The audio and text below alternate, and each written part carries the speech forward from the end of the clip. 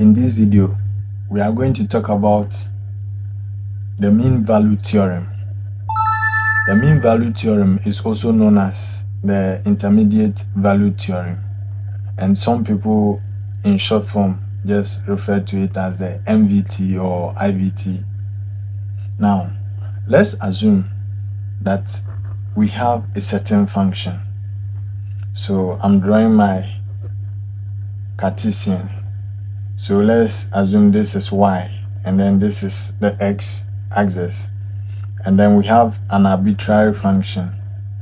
Let's say y equals f of x. Let's say that there is this point which is x equals a and then x equals b. So let's assume that within this interval, at the point a, then this function has a y value f of a, and then at the point b, the function also has a y value f of b. Now, the mean value theorem says that if only this function is one continuous on the closed interval a and then b, and then it is also differentiable on the open interval a and b, then there exists a certain point c within the interval a and b such that the average rate of change of the function between the interval a and b is the same as the instantaneous rate of change of the function at that point c. Now, the average rate of change of the function between the interval a and b is just the rate of change of the second line between the point a and then the point b. So what the mean value is saying is that there exists a certain point on this curve said that when we find the slope between a and b, which is the second line between a and b, then that slope will equal the instantaneous rate of change at the point c. So in other words, f prime of c is equal to, now the average rate of change of the second line is the change in y over the change in x, and this is equal to f of b minus f of a divided by b minus a. So this is the whole rationale behind the mean value theorem. So having understood this concept, then let's use it to solve questions. Let f of x be equal to x cubed minus 4x. Show that there is precisely one c, which is a member within the interval minus 2 and 1, which satisfies the conclusion of the mean value theorem on the closed interval minus 2 and 1. So now we know that f of x is equal to x cubed minus 4x. So let's find the domain of this function. You see that if we put any real number here, this function is defined. So the domain of this function is minus infinity and then infinity. Now, anytime you see this kind of brackets, it means that the endpoints of the interval are not included. But anytime you see this kind of brackets, it means that the endpoints of the intervals are included. So this is closed brackets, and then this is an open, this is a closed interval, and then this is an open interval. Now, you see that when we consider this domain, this interval, which is minus 2 and then 1, is in this domain. So it means that this function is continuous on every point on f of x at this interval of minus 2 and 1. Now let's find f prime of x. That is equal to 3x squared minus 4. what is the domain of this function f prime of x? The domain, you see that if you put any real number from minus infinity, between minus infinity and then infinity, you are going to get a real value for f prime of x. So the domain is from minus infinity to infinity.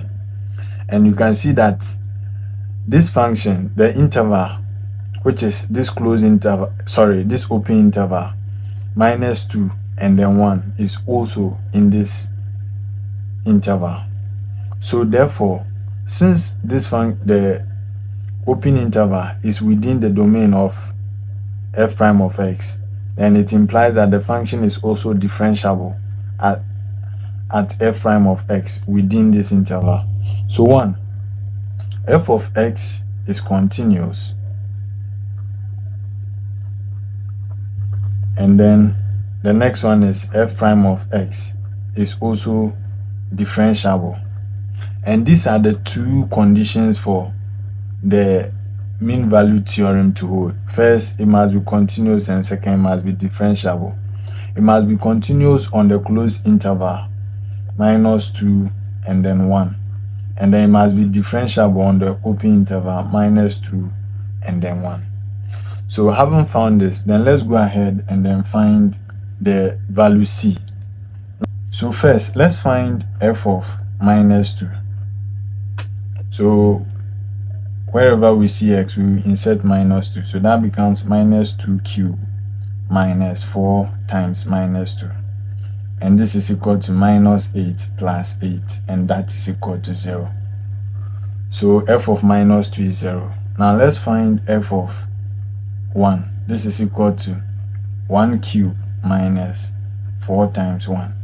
And this is equal to 1 minus 4, which is equal to -3. So f of 1 is -3. So now we know that by the definition of the mean value theorem, then what we are saying is that f of b minus f of a divided by b minus a should be equal to f prime of c. This is the definition for the mean value theorem. So now let's first compute f of b minus f of a divided by b minus a. And we found f of b is f of 1, which is -3 minus f of a, and that is f of -2, which is 0, divided by 1 minus -2. So this is equal to -3 minus 0 is -3, divided by 1 minus -2 is 3, and this is equal to -1. So now, having found f prime of c, this implies that f prime of c is equal to -1. So let's go ahead and find c. We can only find c by equating f prime of x to -1. So that means that 3x squared minus 4 is equal to -1.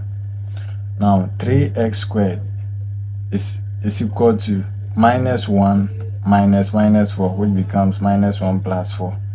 So 3x squared is equal to 3, and therefore x is equal to plus or minus 1.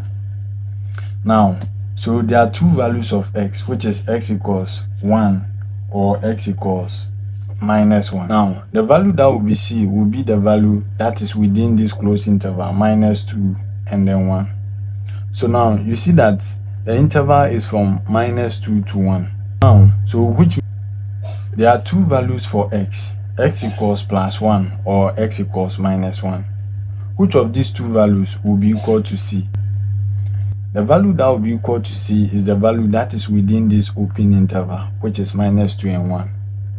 Now, this open interval means that -2 cannot be one of the solutions, and 1 cannot also be one of the solutions. Only the real numbers between -2 and 1 are allowed to be solutions of c. So since 1 cannot be a solution, then it means that c is equal to -1. So that is the value of c. If f of 0 is equal to 1 and f prime of x exists for all values of x, and then f prime of x is less than or equal to 4 for all x, how large can f of 2 possibly be? Now, since f prime of x exists, then it means that the function is differentiable. Now, it is differentiable on what interval? You can see that we are having f of 2 here and f of 0 here. So that means it is differentiable on the open interval 0 and 2. And then now, since the function is differentiable on the open interval 0 and 2, it means that the function is also continuous on the closed interval 0 and 2. Now, these are the two conditions for us to use the mean value theorem. It must be differentiable on the interval, and then it must also be continuous on the interval. Now, from the mean value theorem, we know that there must exist a certain value c within this interval 0 and 2 such that f prime of c is equal to f of b minus f of a divided by b minus a. Now, 0 is a and then 2 is b. But he says that f prime of x should be less than or equal to 4. It means that f prime of c should be less than or equal to 4. Therefore, here becomes 4 equals f of b, which is what we are looking for, minus f of a. F of a is f of 0. So f of 0, then, f of b. F of b is 2. And then f minus f of a. F of a is 0 divided by 2 minus 0. So now this is equal to 2 minus 0 is 2. 4 times 2 is 8. So 8 is equal to f of 2 minus f of 0. Now let's continue from this side. But from the question, we know that f of 0 is 1. So f of 2 minus f of 0, which is 1, is equal to 8. So f of 2 is equal to 8 plus 1. And therefore, f of 2 is equal to 9. So the largest value that f of 2 can be is 9. If f of 0 is equal to 5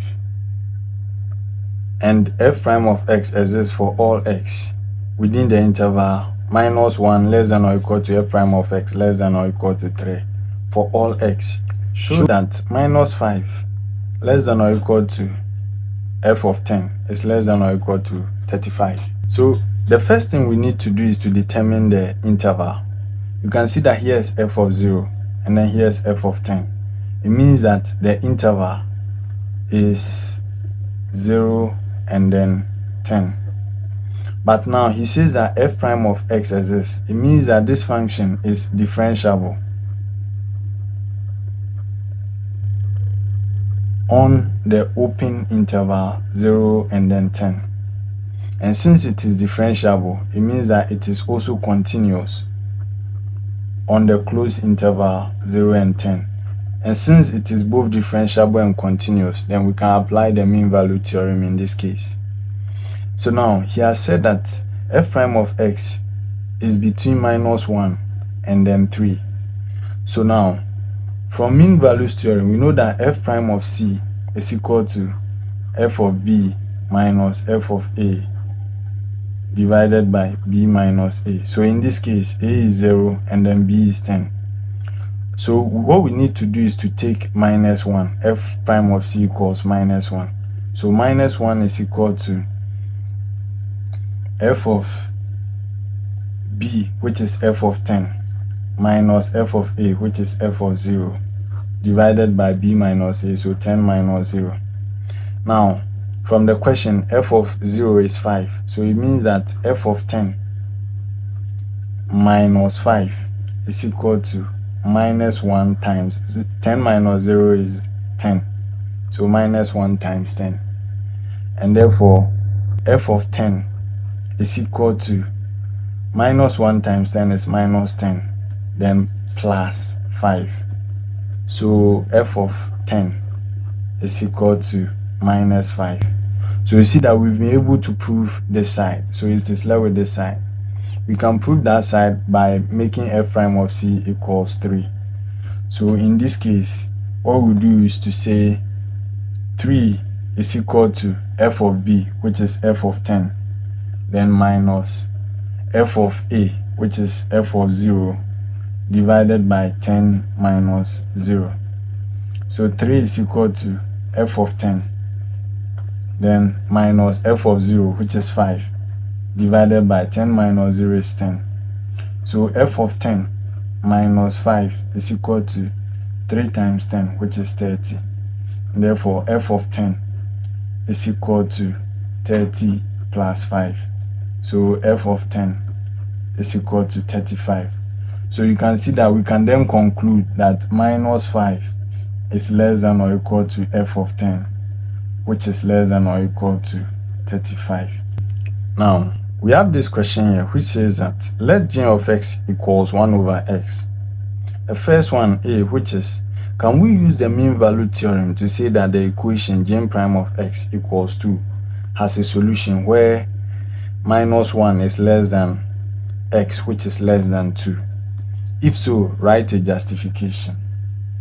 So now, since minus 1 is less than x is less than 2, it means that the open interval is minus 1 and then 2.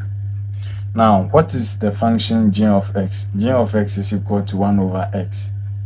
Now, within this interval, can we find a certain value of x such that this function will be undefined? Yes, and that is x equals 0. So you see that at x equals 0, we'll get g of 0 to be equal to 1 over 0, which is infinity or undefined. And that means that the function is not continuous. So g of x is not continuous at x equals 0. And because the function is not continuous at x equals 0, it means that we cannot apply the mean value theorem.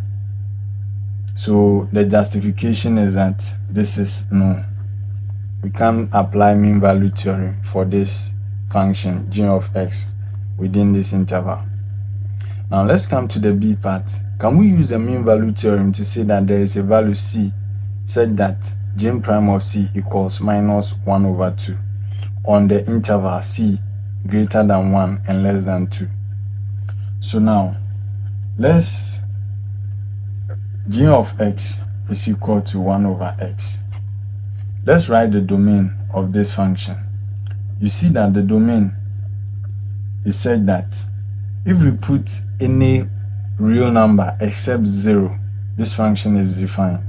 So the domain is minus infinity and then 0. If I use the open interval, it means that the endpoints are not part. So minus infinity and 0 union 0 and then positive infinity. So this is the domain of this function.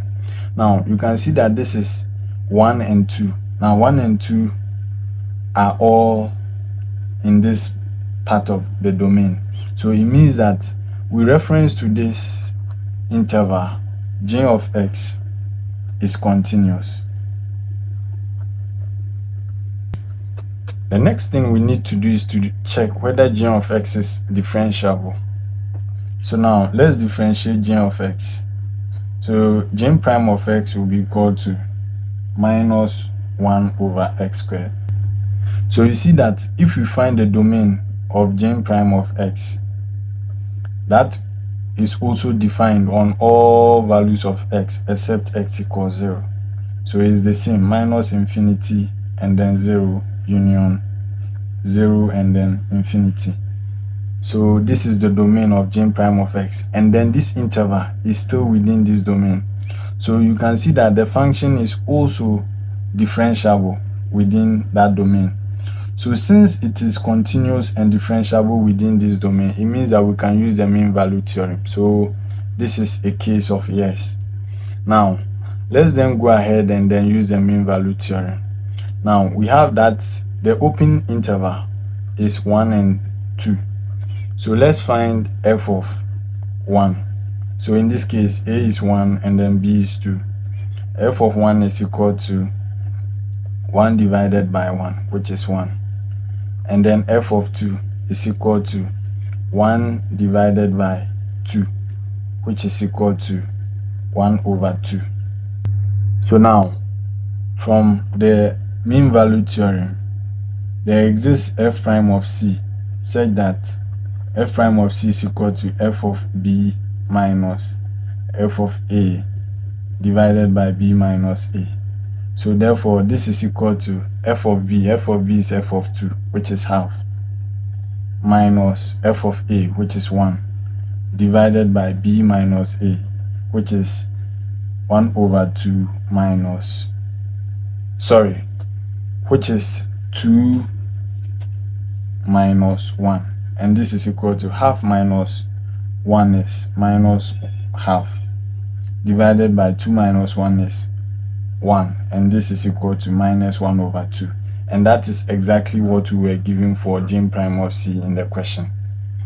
Now, let's find the value of C. So we found G prime of C as equal to minus 1 over 2. Now let's find C. We can find C by equating G prime of C to G prime of X to G prime of C. So now we know that G prime of X is equal to minus 1 over X squared. So it implies that minus 1 over X squared is equal to minus 1 over 2. In other words, X squared is equal to 2. So we can take the square root of both sides, and therefore we find out that X is equal to plus or minus square root of 2. Now remember that interval that we were given is interval 1 and then 2. Now root 2 is 1.4. So in other words, this is the same as plus or minus 1.4. So which of these will be the value of C? So you see that C cannot be less than 1. So that means that the value of C cannot be minus 1.4. And therefore C can only be 1.4. So therefore C is equal to root 2. So that is the value of C. Now we have this question here, which is show that for all values of X which are positive integers, sin X is less than or equal to X. So now what we need to do is to say this sin X, so the function is sin X is less than or equal to X. So let's bring sin X to the right hand side. It implies that X minus sin X is greater than or equal to 0. If sin X is less than or equal to X, then X minus sin X is greater than or equal to 0. So now let's let G of X to be equal to X minus sin X. So at the end of the day, we are just going to show that this function is increasing. If we are able to show that this function is increasing, then it implies that X minus sin X is greater than or equal to 0. Now, there is something very important that we must take notice of. If a function, let's say f of X, is increasing, it implies that on the closed interval a and b, it implies that f of X is greater than f of 0. And also if the function f of X is decreasing on the closed interval a and b, it implies that f of X is less than f of 0. This is very important to prove this. Now, on increasing and decreasing function, a function is increasing if and only if f prime of X is greater than 0. So we need to show that the derivative of g of X is greater than 0. Now let's find g prime of X, and that is equal to, if you differentiate X, you get 1, and if you differentiate sin X, you get cos X, so it becomes 1 minus cos X. Now for all X greater than 0, what is the value of cos X? You see that the cos function cos X is less than or equal to 1 for all X that is greater than 0. In other words, the cost function can only be less than or equal to 1 for all values of x that you are greater than 0. So now, if that is true, then it implies that 1 minus cos x is greater than 0.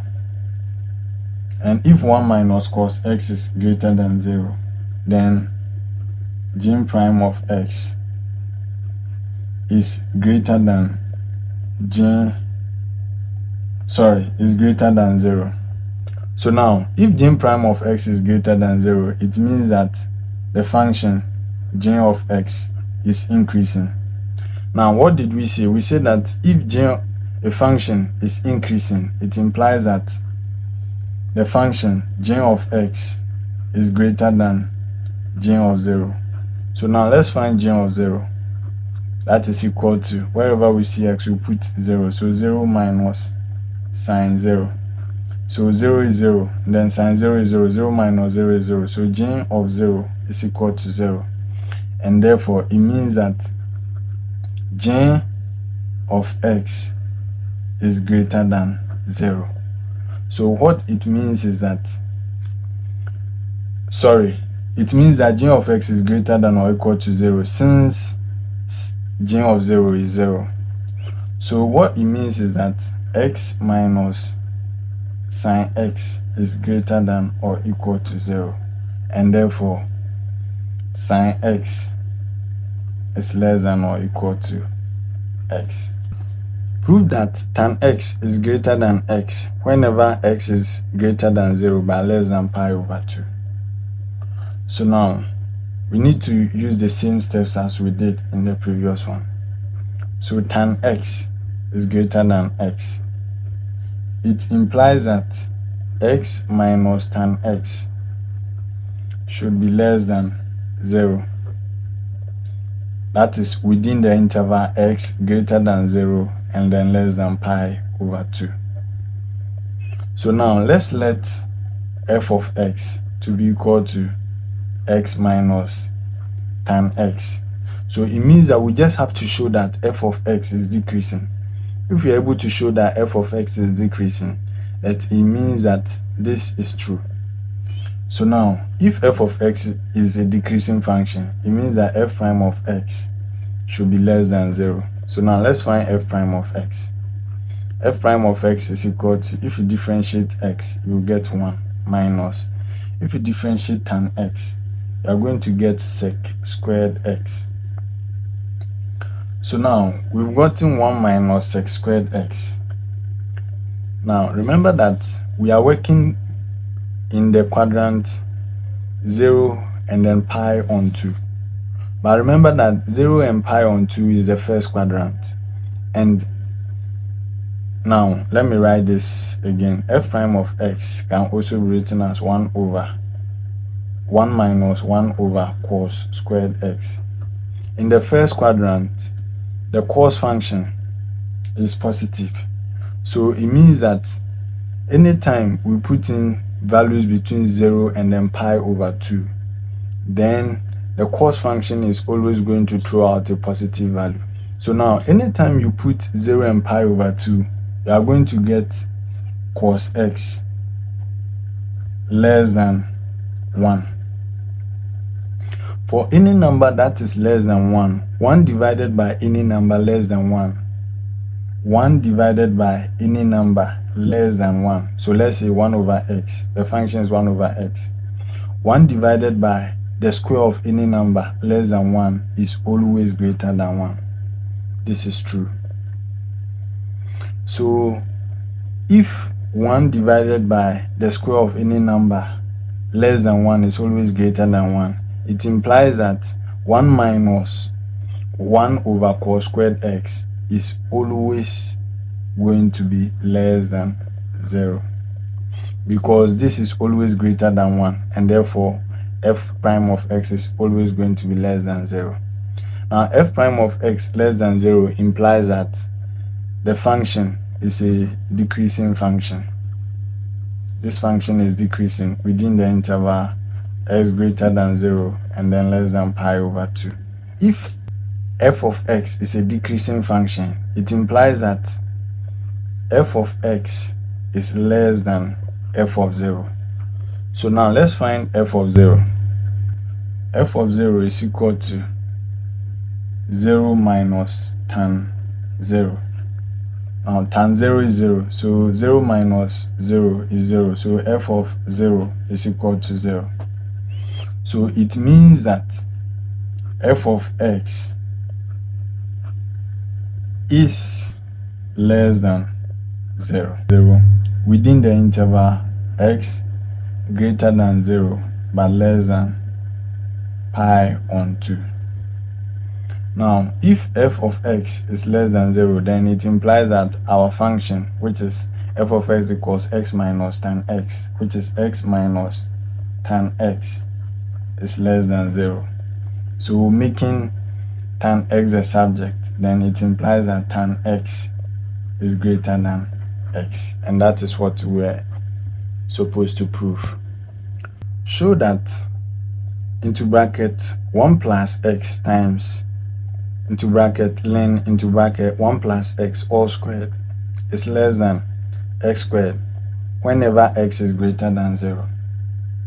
So now the function is 1 plus x in 1 bracket times ln into bracket 1 plus x all squared is less than x squared. So now this means that x squared minus into bracket 1 plus x, then ln into bracket 1 plus x all squared should be greater than 0.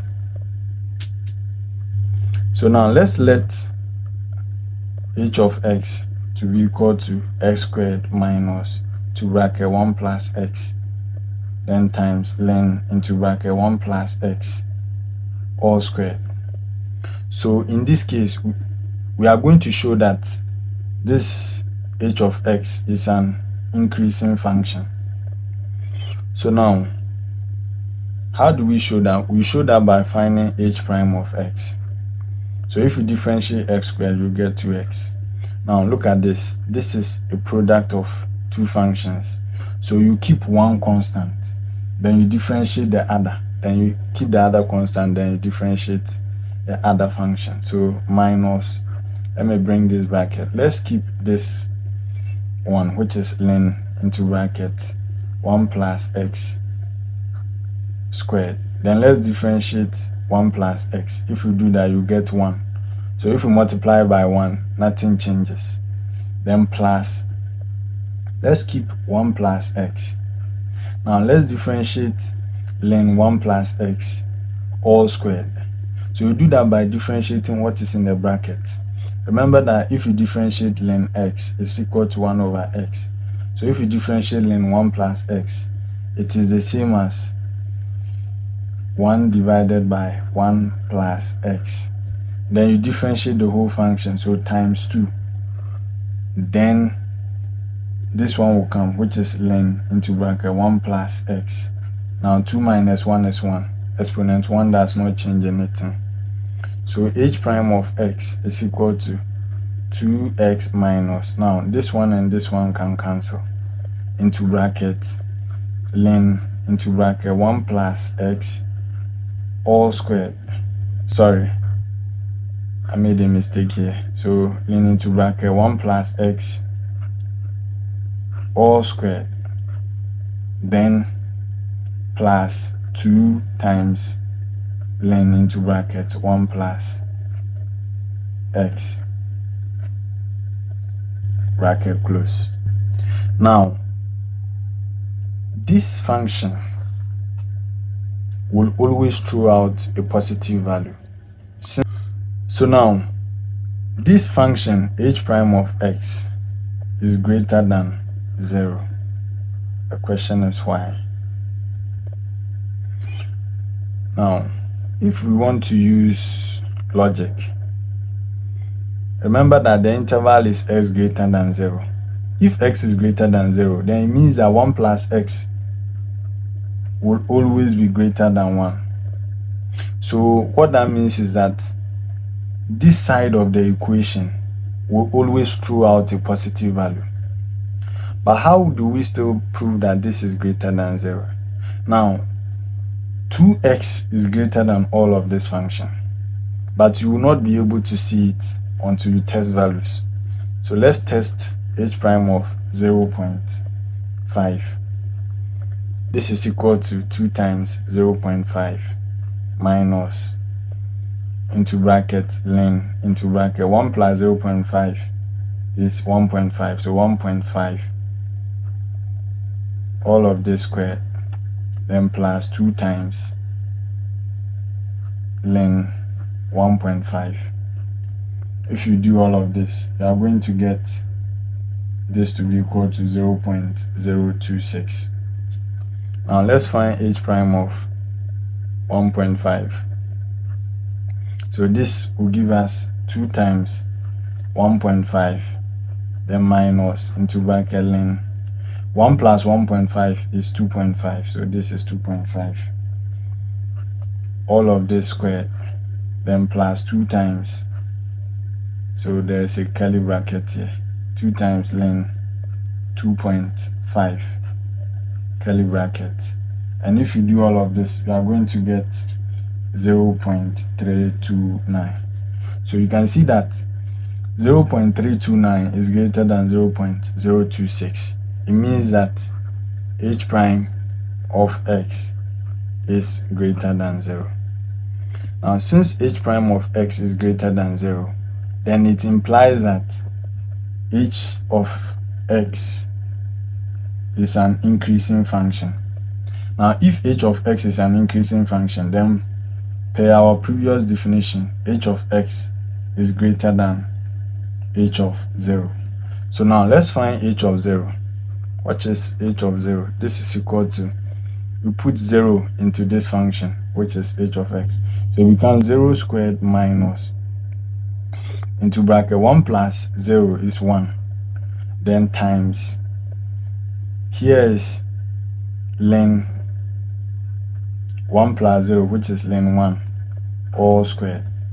Now, this becomes 0, then minus ln 1 is 0, 0 squared is 0, 0 times 1 is 0, so it becomes 0 minus 0, and that is equal to 0.